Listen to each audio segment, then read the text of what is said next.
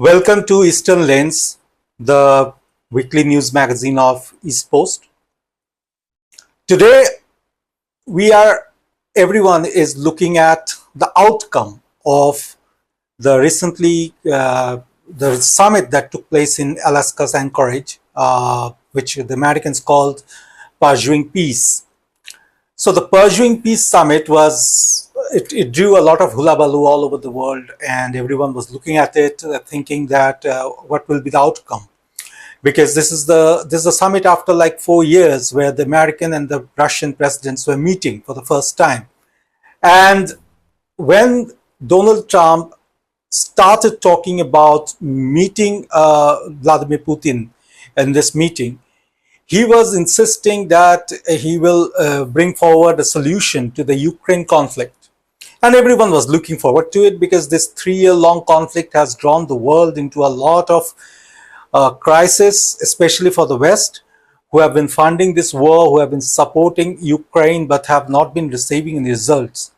So now the question is, now that this conference is over, this summit is over, and Putin has left for Russia, what was the outcome?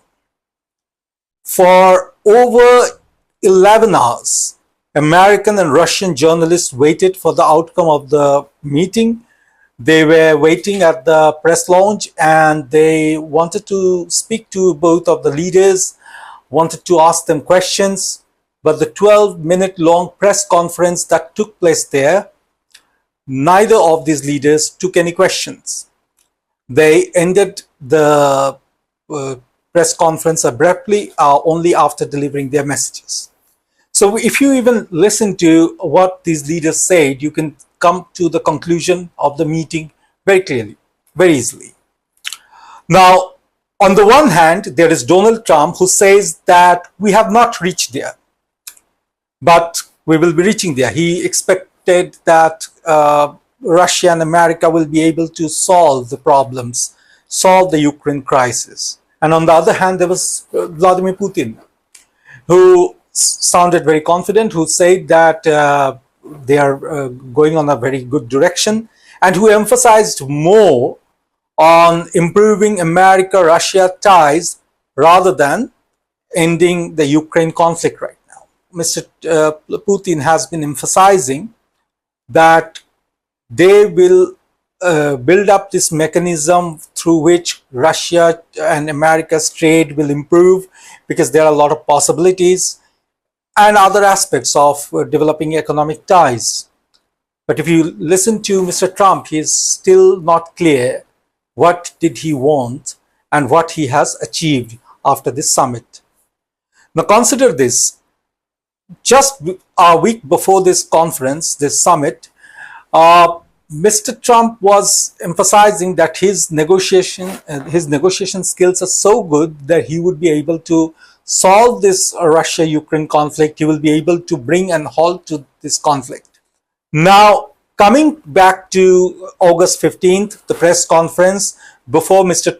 Putin and Trump left from Alaska, neither of them spoke anything about reaching any consensus on a ceasefire in Ukraine. What did they discuss then?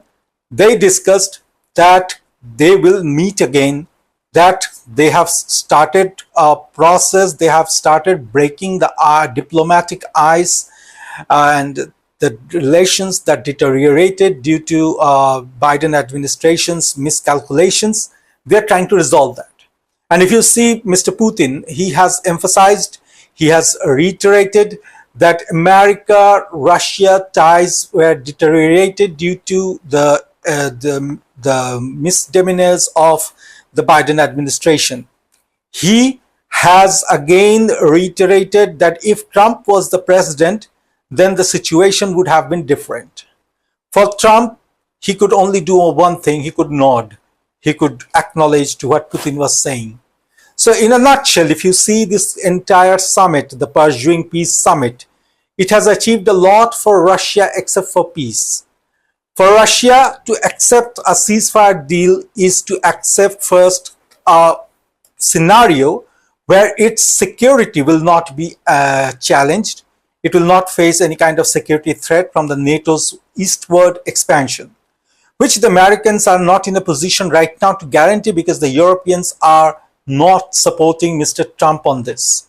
The Europeans keep on insisting, and even if you look into this tweet by the German Chancellor, he said before the summit that he has actually prepped Mr. Trump for the summit.